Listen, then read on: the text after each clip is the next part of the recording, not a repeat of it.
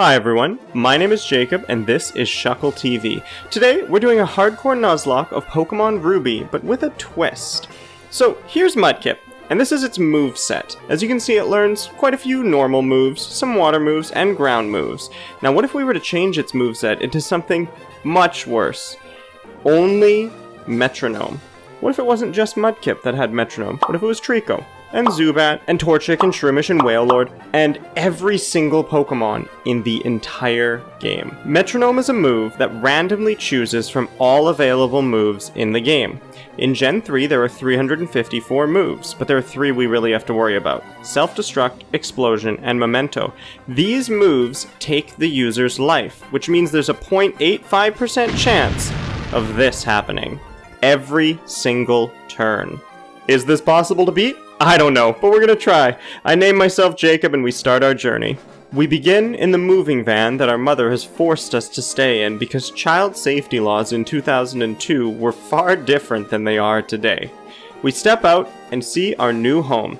So, something I've never quite understood is the fact that there's these 2 Machokes, they're putting all of our furniture away, but there was no person that drove the vehicle or is here overseeing them. Are we led to believe that these 2 Machoke, who only speak in Gwa Gwa, own and operate this moving company?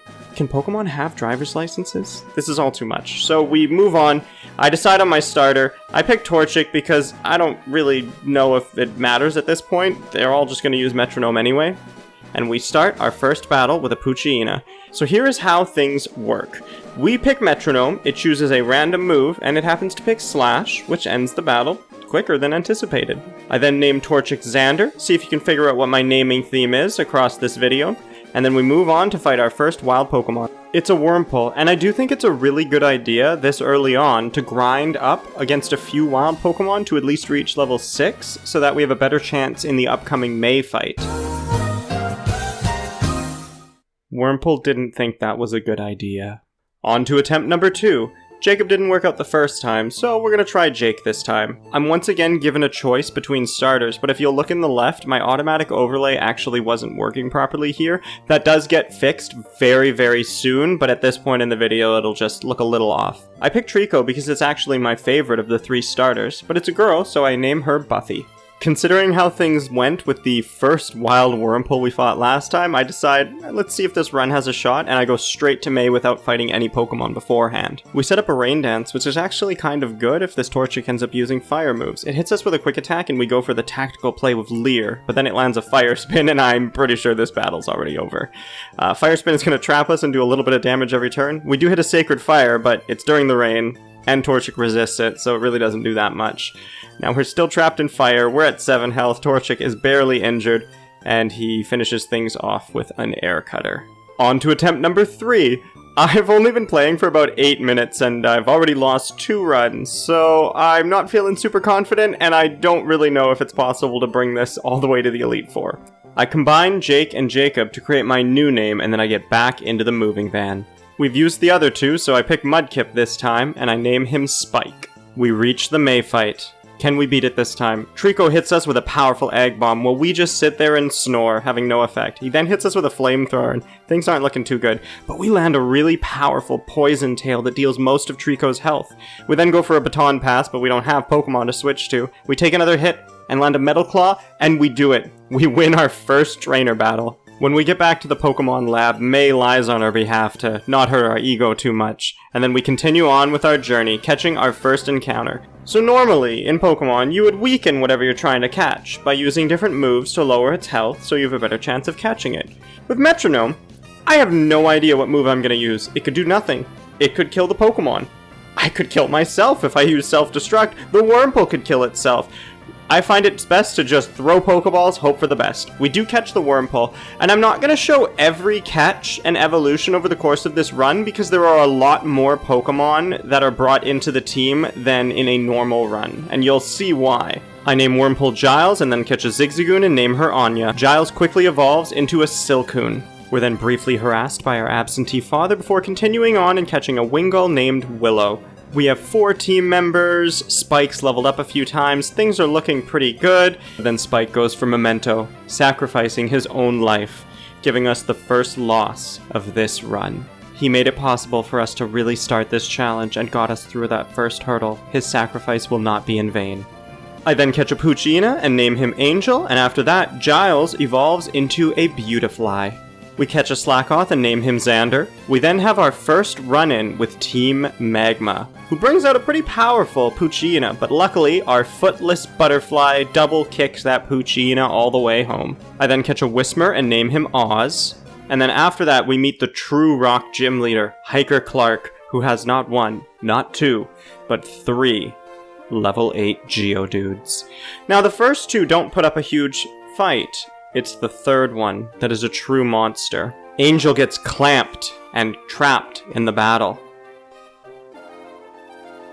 And then Geodude proceeds to take very little damage from our attacks, and he stomps on Angel, bringing him very low, and we can't switch him out because Clamp traps us in battle. Geodude finally finishes things off with a single Crush Claw. This is what our team looks like after a fight with that random hiker, so I'm not feeling super confident about the rock gym. We catch an Nincada and name him Wesley, and then after a lot of training, we go to fight Roxanne. I lead with Giles, and the first turn Metronome picks Ice Ball. Ice Ball is a 5-turn move that doubles in power with each subsequent turn. So it starts at 30 base power, then hits for 60, then 120, then 240, then 480. It only takes the first 4 to completely wipe out Roxanne. That was a lot easier than I thought it would be. We then meet Old Man Briny, who very dangerously speeds through swimmer-infested waters to bring us to Dewford Town. I catch a Magikarp and name her Joyce, and then, when fighting a Tentacool, unfortunately Willow succumbs to her quadruple weakness, being taken out by a single Shockwave. Xander then evolves into a Vigoroth just in time to fight Brawly, the second gym leader. Brawly leads with Machop, we lead with Giles. Turn 1 we hit a Gust that does a lot of damage and he uses Earthquake, which we're immune to. Next turn we hit an Uproar, which is great because now we're locked into an okay damaging move, which gets repeatedly used for about 3 to 5 turns. Machop then lands a really powerful wing attack, though, dealing a lot of damage, and then the next turn he clamps us, which means we're trapped in battle and taking a bit of damage each turn.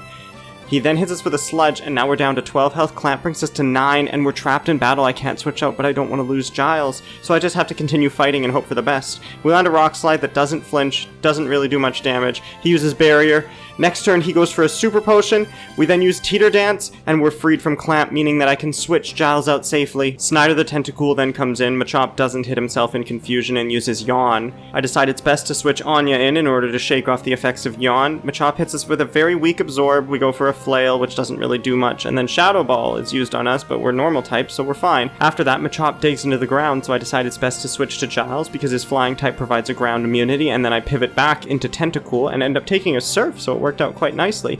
We then lick Machop, doesn't really do much, and then we use Nightshade, which is a pretty good move actually for damage, but Machop immediately goes for a Morning Sun, healing himself. We then hit him with a Sand attack, lowering his accuracy. Next turn, Whirlpool misses, unfortunately. We take a bit of damage from Needle Arm, use Attract, but the Nintendo doesn't allow Boys Love, and then Shockwave does a lot of damage, and we are on the verge of death, so we switch over to Xander. We take a Double Edge, which does a bit of damage, and then land a very powerful Sludge Bomb, but Machop, sensing his imminent defeat, takes his own life in order to take Xander down with him. Makuhita is up next, and he is Brawly's ace and a lot scarier than a Machop. These are our only full health Pokemon left, and I'm not feeling super confident about that, but I go with Nincada just because it has better defense. Makuhita unfortunately paralyzes us with a Dragon Breath and then gets Confuse Ray the next turn, leaving us very heavily crippled. Camouflage changes us to a normal type, and then Makuhita misses a Dynamic Punch, thank goodness. He then hits us with Water Pulse that would have killed us if we had not become normal type because we were regularly ground, which is weak to water. Makuhita then goes for an Uproar and then does a lot of damage. We're down to 7 health and I need to switch out to Anya. Anya takes a critical Uproar on the switch in, leaving us with 15 health, but then Metronome picks Moonlight and we heal back up before taking a Strength that would have killed us otherwise. The next Metronome picks Mega Kick, and we manage to snatch victory from the jaws of defeat with an incredible, powerful kick from Anya, taking the second gym badge. Afterwards, Wesley evolves into a Ninjask, and we get Shedinja out of it. Then, Joyce evolves into a Gyarados. We then meet up with Team Magma, and they lead with a Numel, and I lead with Snyder the Tentacool. I go for an Attract turn 1, but it doesn't work because of Numel's Oblivious, but then Numel goes for a Lovely Kiss, so I'm kinda getting mixed signals in this situation. After the fight, Anya evolves into a Linoone. We then meet up with May for one of the scarier rival fights in the game. Leaf Blade does a ton of damage to Wailmer, putting us in a really good spot already. The next turn, we do Magic Coat, which I honestly don't even remember what Magic Coat does. Wailmer ends up going for Uproar, but it doesn't do much damage, and we use Bide, meaning this Wailmer's life is on a timer.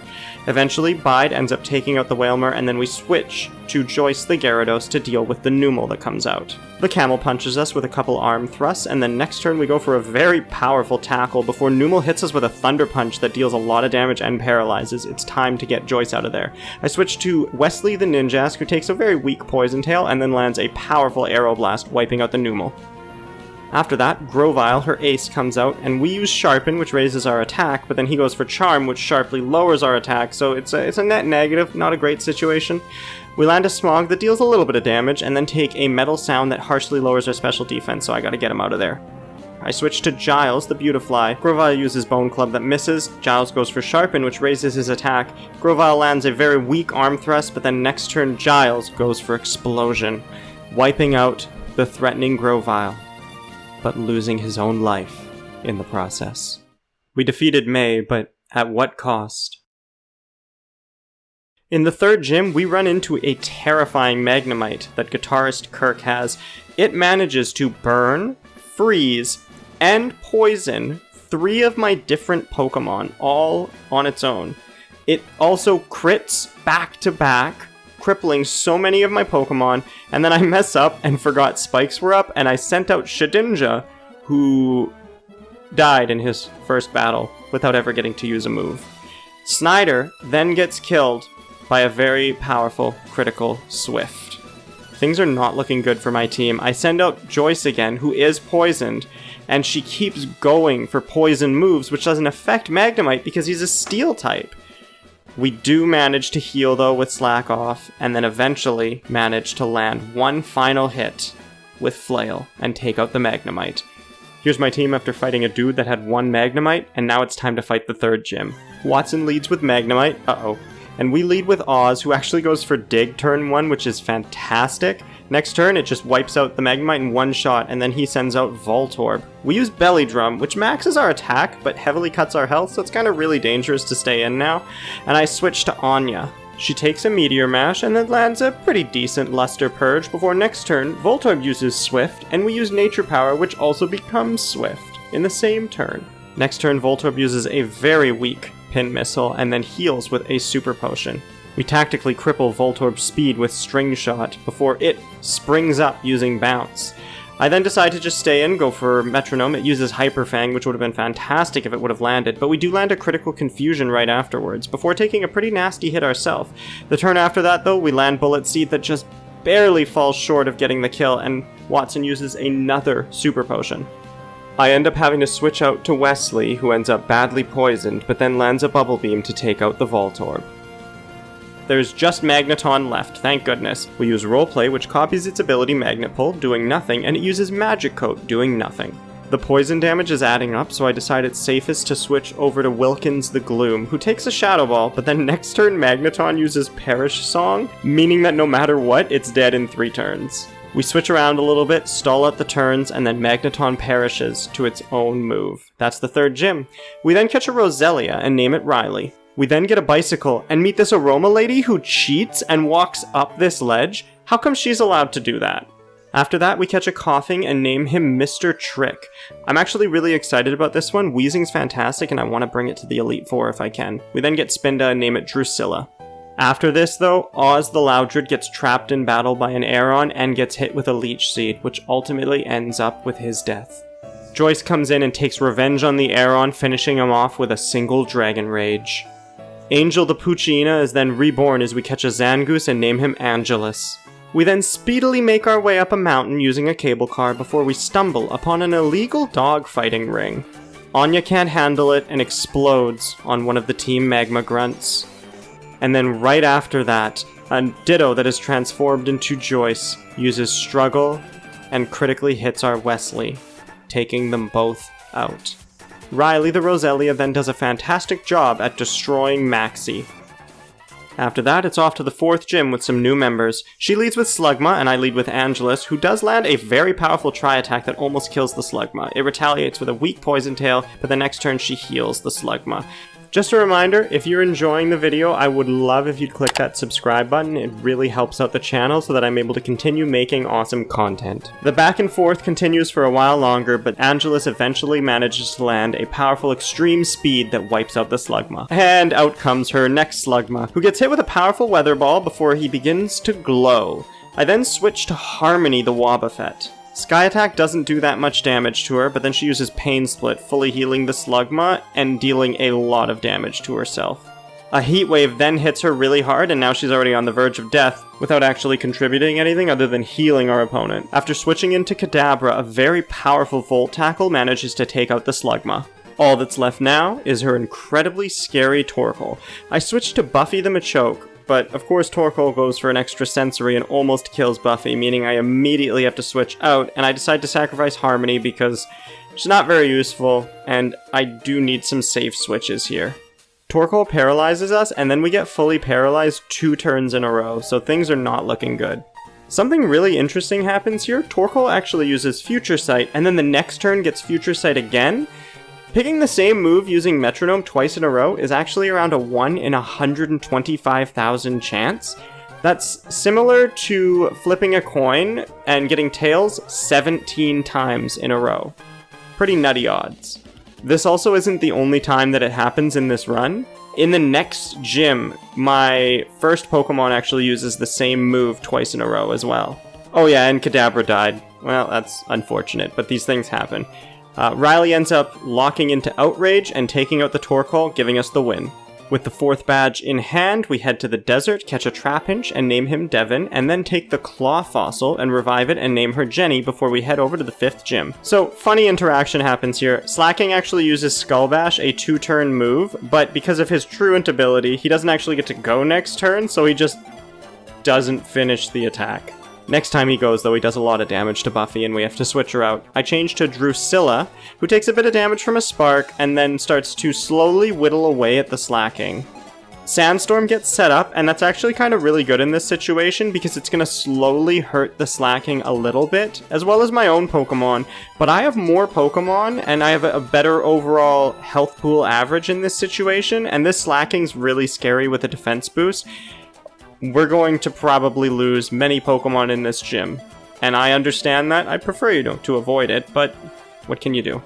After being dropped to 3 health, Drusilla switches out, Angelus comes in to try and deal with this Slacking, but Norman heals him. We use so many different attacks, but they're all doing such small amounts of damage to Slacking because it has a huge health pool, really good special defense, and then its defense was also raised by the Skull Bash that it used before.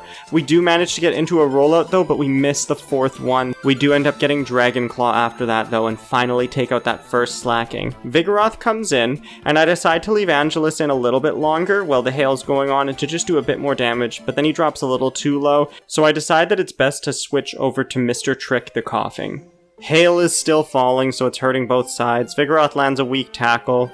Coughing fails to swallow a thing. But then he disables Vigoroth's Metronome, which is kind of both good and bad. So he can't use Metronome, which means now he's forced to struggle, but struggle's also a pretty damaging move, and the recoil damage it does to Vigoroth really isn't that much. So then I end up quickly having to switch out again, and I end up sacrificing Drusilla the Spinda, so that I can safely switch to Riley. Roselia then lands a Teeter Dance that confuses the Vigoroth, which is actually really good in this situation. He hits himself in confusion, and then we land an extra sensory that wipes him out. Norman then sends out his last Slacking, and things are not looking good for our team. But then Norman uses Perish Song on his Slacking the first turn that it's out in battle. It also has Truant, meaning that it won't be able to act on 2 of its last 3 turns, meaning that I just kind of need to switch around a little bit and stall out time as this Slacking proceeds to take his own life, giving us the 5th gym badge. We're getting a little lucky with the Perish Songs, but this is what our death box looks like, and these are what our reserves look like. This Zigzagoon at the bottom is also just for HMs. I'll later release him because I realize I can give the HMs to regular Pokemon, and it actually gives them 0 PP. I then catch an Electrike and name it Empada. After that, I get a Meryl and name her Cordelia, evolve her into an Azumarill, and I'm actually really excited to use this because it has huge power, and I'm hoping to be able to bring it to the Elite Four, but in its very first battle, the opposing Swellow self-destructs and takes Cordelia with it. This is why we can't have nice things. We then manage to reach the Weather Institute and decide to put a stop to Team Magma's plans. Unfortunately, Angelus the Zangoose does not agree with this and uses self-destruct on turn 1, taking his own life. I don't know if I'm going to have enough Pokemon to make it to the Elite Four. Our death count is really ramping up. I then catch a Tropius and name him Ethan. After that, I evolve Wilkins the Gloom into a Vileplume. We then start another rival fight with May, but this one isn't particularly difficult. Her Numel takes its own life with Memento, her Wailmer is easy to beat, and then her Grovyle does use Ice Ball, but Wilkins uses Thrash at the same time and manages to take it out quickly. We then catch an Absol, and he's back. We name him Angel the Third. In the 6th gym, I end up having to sacrifice Riley the Roselia to a Doduo who used Bide and ended up living with a sliver of health. After switching up my team members, we begin the 6th gym fight. It's in this fight that I debut Mr. Pointy the Electrode, and you know what? He ends up doing a pretty good job. Turn 2, he uses Thunder Punch and one-shots the Swellow. Pelipper comes out next, and we end up setting up Sandstorm while he uses Roleplay and copies our static ability. This is actually really important because it comes into play later on. I switch over to Camerupt as he doesn't take Sandstorm damage, but he does take a hit from Pelipper when he switches in. Next turn, Pelipper rests, and we use Fly. On the turn that we actually do damage to the Pelipper, we get hit by static and get paralyzed. Next turn we use Teeter Dance, and then this Pelipper lands a Twin Needle that luckily can't poison us since we're already paralyzed, and he stays confused, and then I've never seen the AI hit itself in confusion so many times in a row. Luck was on my side. Parker the Camerupt sets up a Doom Desire, but then Pelipper hits us with a powerful Nightshade. Unfortunately, right after that, Pelipper hits us with a critical Mega Kick, wiping out our Camerupt. I send in Mr. Pointy the Electrode, the Doom Desire attack hits Pelipper, and then the stupidest thing I've ever seen in a Pokemon game happens. We fly up, and turn 1 of Fly, where we make no contact, we don't attack, we don't do damage, paralyzes our Electric-type Pokemon using Pelipper's static ability. There was no contact, there was no hit, nobody has damaged each other, why are we paralyzed? And then of course the second turn of Fly we get fully paralyzed, so we don't even ever touch the Pelipper. At least afterwards, our static paralyzes the Pelipper, so we give him a taste of his own medicine. We then land a Nightshade that takes him out, and Skarmory comes in. We quickly paralyze him with static as well. I'm starting to realize just how valuable certain abilities are, because if Pokemon are constantly choosing random moves, there's a chance that they're making contact quite frequently in battle. Things like Static are super useful, and Intimidate Pokemon are also very valuable because they're nice pivots, but then can lower the stats of the opposing Pokemon. You know when you switch that you're going to hit the Intimidate. You don't have to worry about whether or not Metronome is going to choose a move that's valuable to you. You have that reassurance, you have that guarantee in a challenge that otherwise has none. Anyway, Electrode gets knocked down to just a sliver of health by a Poison Tail, so I switch to Empada the Manectric. We then have a hilarious near recreation of the first gym fight as Empada goes for rollout and continually hits the Skarmory, killing it with the 4th rollout, and then that dangerous Altaria comes in and gets killed by the final rollout before it even gets to move. With 6 gym badges in hand, we evolve Mr. Trick into a Weezing, and then we catch a Duskull and name it Cordy. It will be the spirit of our Azumarill. After that, Buffy fights a Kecleon, and I think you all remember seeing this clip a little earlier in the video as well. Buffy self-destructs and takes her own life, taking the Kecleon with it, but at such a high cost. We then reach Lilycove City, and May is guarding the department store, and I could fight her in order to get access, but it seems like a terrible idea because I really don't want to risk things. We then run into Team Magma, who don't quite understand how submarines work, as they leap into the water and the submarine takes off instantly. There's no way they got in. We make it to Moss Deep City, catch a Wailmer and name him Moloch, and then catch a Zubat and name him Deputy. I then struggle a little bit with the 7th Gym's puzzle. Sapphire was the first Pokemon game I ever played, but I haven't actually touched the Gen 3 games other than the remakes in like a good 14 years.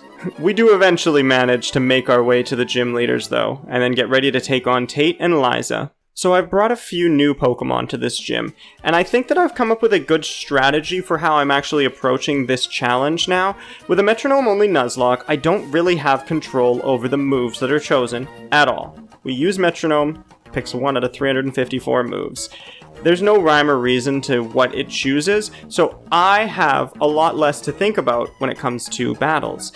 There are still ways, though, that I can strategically plan out how to approach certain situations. So, in this situation, Solrock and Lunatone are both Rock and Psychic. I've brought a Dark-type Pokemon, and other Pokemon that either resist the Psychic Stab or the Rock Stab, or are super effective against Solrock or Lunatone if they were to pick moves that would get their same type attack bonus. I've also kept some Pokemon that are naturally weak to this situation in the PC because they might also be useful against other gyms or other fights that are coming up. I've also put away certain Pokemon that I plan to use in the Elite Four if we can make it there. Since every single Pokemon has that small chance of using a move that makes itself faint, it's very dangerous for me to bring in some of the best members that would give us the best chance of fighting the Elite Four and Champion.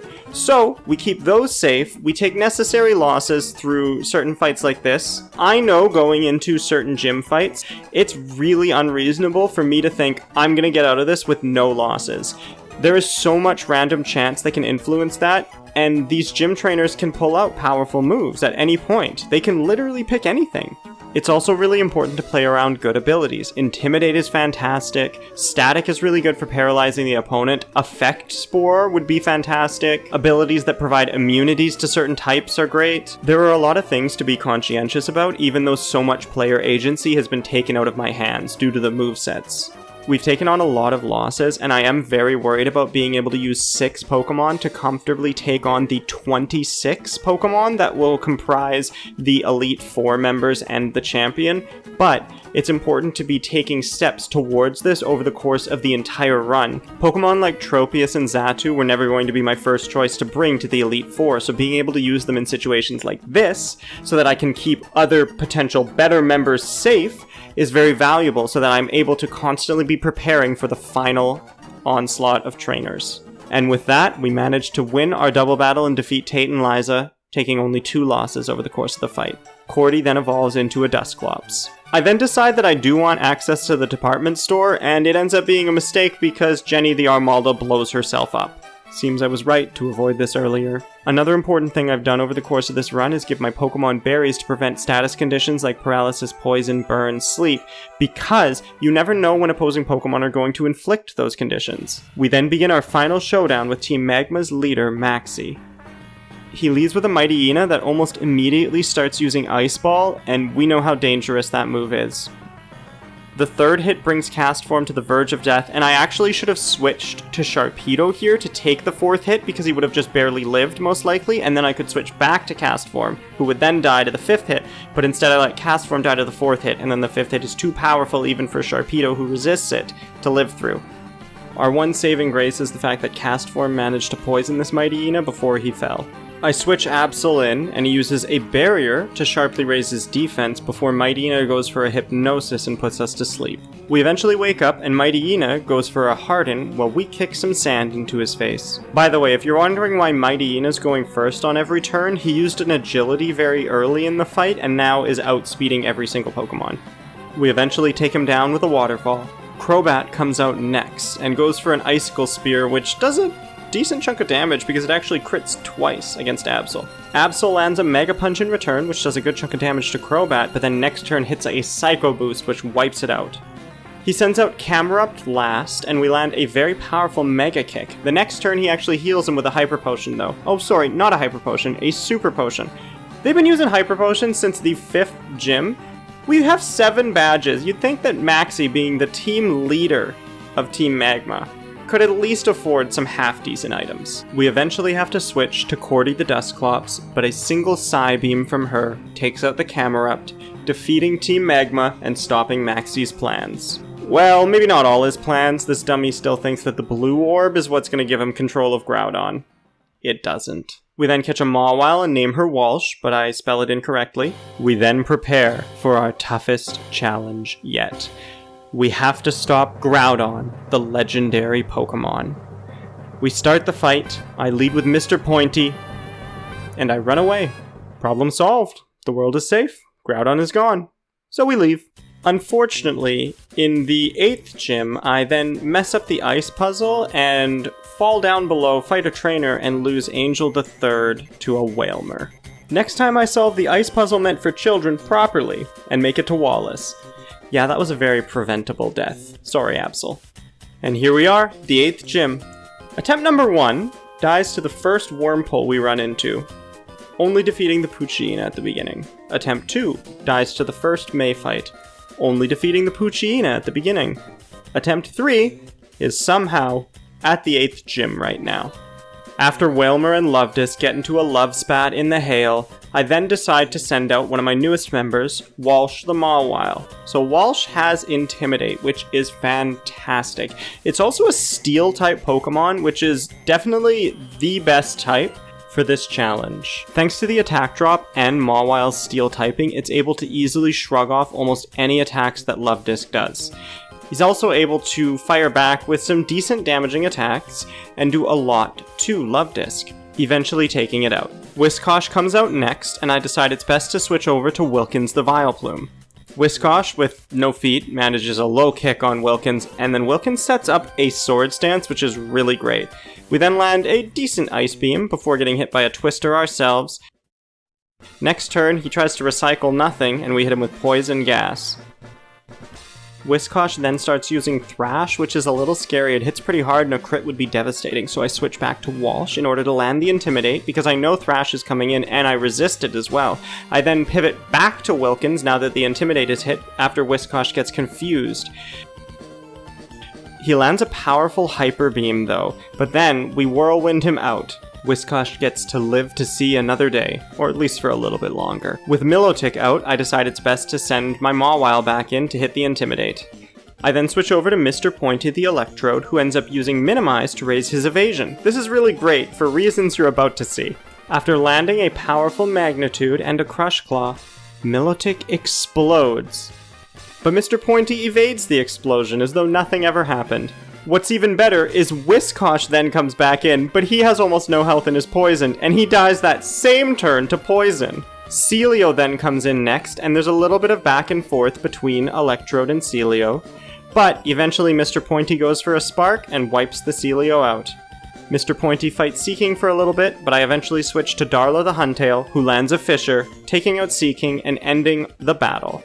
We actually didn't have any losses in this gym. I then catch my final encounter, a Makuhita that I named Dawn. Unfortunately, in Victory Road, a Sandslash explodes and takes Darla the Huntail with it. Almost immediately after that, Wilkins the Vileplume fights a Magneton and uses Metronome and self-destructs. Wilkins was one of our longest living team members. We got him as an Oddish before the 3rd gym. This is what my death box looks like. Yeah, it's pretty bad. And then these are my reserves. We're not counting the Lovedisk because we're not counting the Lovedisk. I take a look at my TMs and try to change the movesets of the 6 Pokemon I decide to take with me. These are the 6 that I'm going to bring, and these are their final movesets. I think these moves will provide a lot of type coverage and variability, but we'll have to see whether or not it's enough. Honestly, I never thought we would make it here, but you know what? Let's take down the Elite Four. Sydney is the first member of the Elite Four, and he specializes in Dark-type Pokemon, so I decide to lead with my Fighting-type Pokemon, Hariyama. On turn 2, I use Metronome, and Hariyama uses Memento. We're down to 5 members, and we haven't beaten any Pokemon yet. Not the strongest start.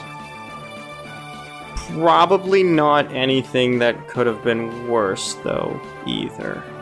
Has my confidence perhaps been shaken? A tad. This doesn't look great. We manage to confuse the Mightyena and then take him out with a Double Edge before Shiftry comes in, and we fly up, but he digs down. But we have Levitate, so we just both end up missing. We land a weak Flail, he hits a weak Drill Peck, and then we land an Ancient Power before he springs up into the air again.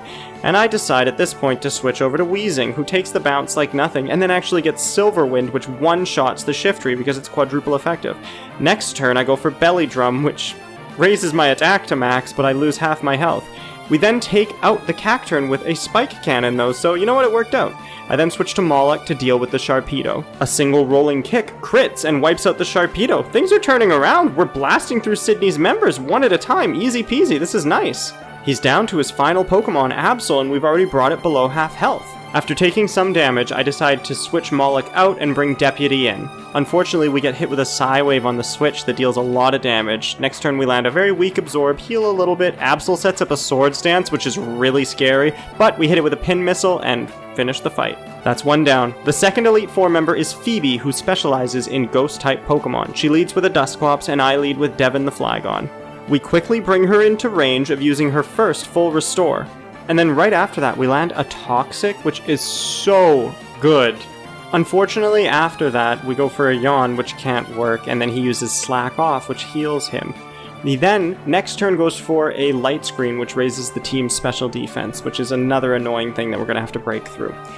We then hit an Outrage, which does a decent chunk of damage. Toxic does some more. And then the last Outrage kills Dusclops, and Banette comes in next. Since Flygon is fairly injured, I send out Crobat next to deal with the Banette. It lands a pretty good Aerial Ace that does a lot of damage, but then gets paralyzed by Glare. Next turn I'm fully paralyzed, but then after that, I use Leech Seed, which is now stealing health from the Banette. I decide to switch back into Flygon to take a little bit of health from it. I then go for Metronome, it picks Hidden Power, and it wipes out the Banette. Sableye comes in next. Honestly, I kinda wish I would have just switched back and forth between Crobat and Flygon in order to steal health with Leech Seed. But, what are you gonna do?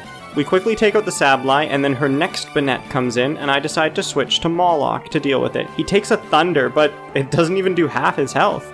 It does paralyze, though. Torment prevents us from repeatedly using Metronome, meaning then we're gonna struggle, so I have to switch out, and I bring in Mr. Trick. Banette goes for a Perish Song.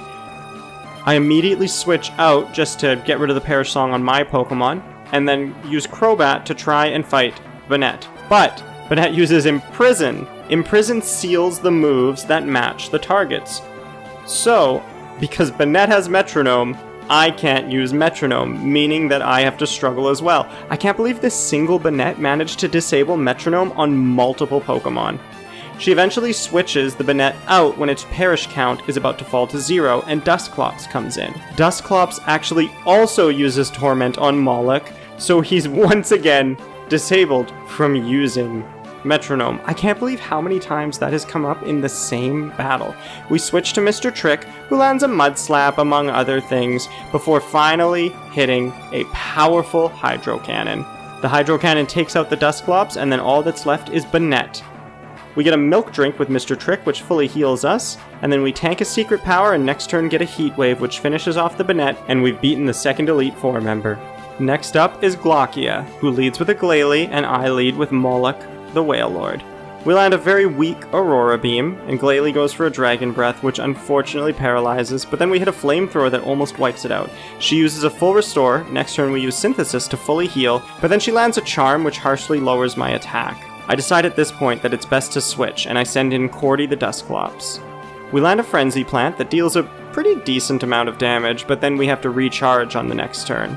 Glalie sets up a Sandstorm, and Dusclops sets up Spikes. So with the Sandstorm going, I decide it's best to switch into Flygon.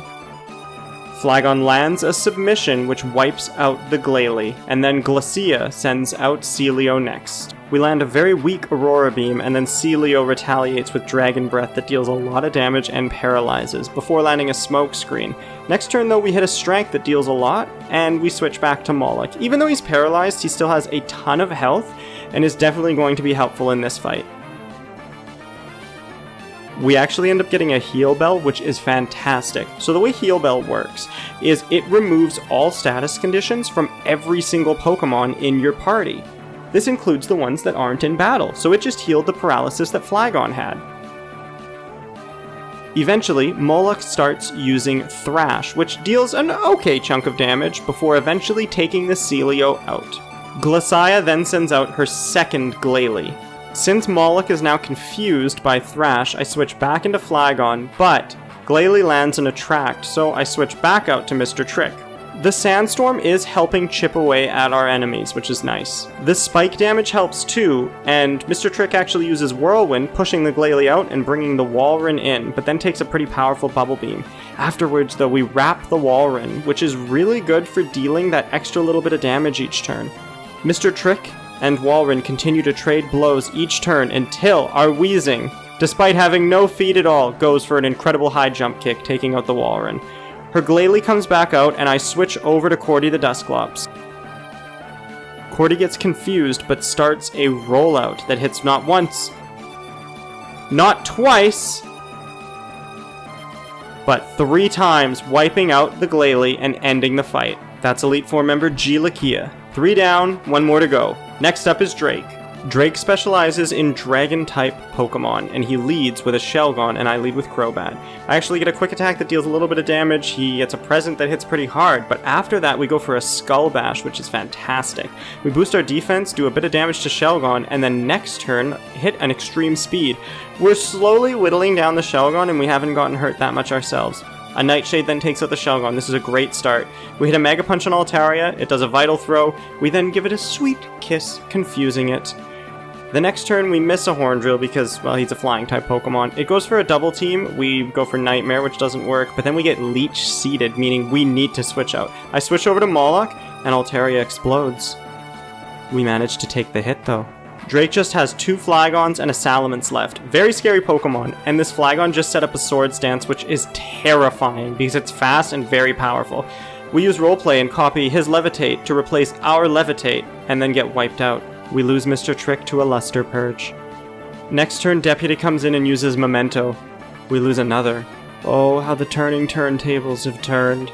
We came in with 5 Pokemon, and we easily dealt with the first 2, but now we've already lost both our Crobat and our Weezing. We only have 3 left. Crobat's Memento Sacrifice does heavily cripple this Flygon though, and allows Cordy to tank many hits before eventually taking it out. The next Flygon comes in, and now it's 3 against 2. We land a weak Feint Attack, it hits us back with a Metal Claw. We land a Seismic Toss that deals a large amount of damage. It goes for Flail, but it doesn't affect us. We miss our next attack, it hits us with a Mega Drain, healing itself a bit. We land a Frustration that deals almost nothing, but then we get put to sleep by Sleep Powder. I decide it's best to just stay in and try to wake up. But Flygon goes for Memento, taking itself out. There's now only 1 member of Drake's team left, a Salamence. I decide to switch over to Flygon, and I miss a Wrap, unfortunately. But he uses Snore, which doesn't do anything. Next turn I land a Sludge Bomb that deals a good chunk of damage, but then he hits an Icy Wind. And we just barely live. But our speed falls, which means we won't outspeed Salamence anymore, and we need Flygon to live. I switch back to Cordy, who's asleep. Maybe she'll wake up, she'll be able to tank some hits, or at the very least, allow a free switch into Moloch. Unfortunately, a Hydro Pump deals a large amount of damage, and our team is on its last legs. At this point, I'm not sure what the best option to do is. Maybe this Salamence will take itself out, maybe we'll wake up and land a powerful move. But he goes for a Torment, and Future Sight hits us, wiping out Cordy. All that's left is Moloch and Devin. I send out Moloch, but Salamence lands a Luster Purge, wiping him out, and all I have left is my Flygon with 27 health. We land a Block, which doesn't do anything. He goes for Bone Meringue, but Levitate makes it miss. We miss our attack. And Salamence goes for a Mach Punch. And it just does enough to wipe us out. That's it. All 6 Pokemon have fallen, and we've officially lost the challenge. The final Pokemon of the penultimate fight. We didn't quite reach Steven. There were only 7 Pokemon left in the entire game for us to beat, but we couldn't break through that Salamence. My Pokemon sacrificed so much to get us to this point, but unfortunately we weren't able to see it through. Could we have done some things differently? Yes. Would it have made things better? Who knows? Could it have made things worse? Maybe. We'll never know. It's not all bad, though. At the end of the day, who would have ever thought that with only the ability to use Metronome on every Pokemon in the entire game, we somehow were able to make it through everything all the way to the second last fight in the game and come so close to beating Drake Salamence and going on to challenge Steven. Honestly, I didn't think this challenge would be as interesting as it was. You're just using Metronome every turn. At least that's what I thought going into it. There were a lot of other little strategies, though, that I had to figure out over the course of the journey, and it ended up being very exciting, just watching and hoping to see whether or not your Pokemon would manage to overcome the threat in front of them. It's unfortunate that this challenge ultimately resulted in a loss, and there was just far too much footage for me to also start another run and then compile it all together, but that doesn't mean that this is where our journey ends. Someday, we will get our revenge. We will accomplish what we couldn't in this run. Someday in the future, another Metronome-only Hardcore Nuzlocke will happen. I refuse to let things end this way. If anything, I'm only further inspired to take down the Elite Four and Champion using this ridiculous method. I did really enjoy making this video, and I hope that you enjoyed watching it. Before you go though, I have one special little surprise to show. So thank you for tuning into Shuckle TV, and I do hope that you enjoy what's about to happen.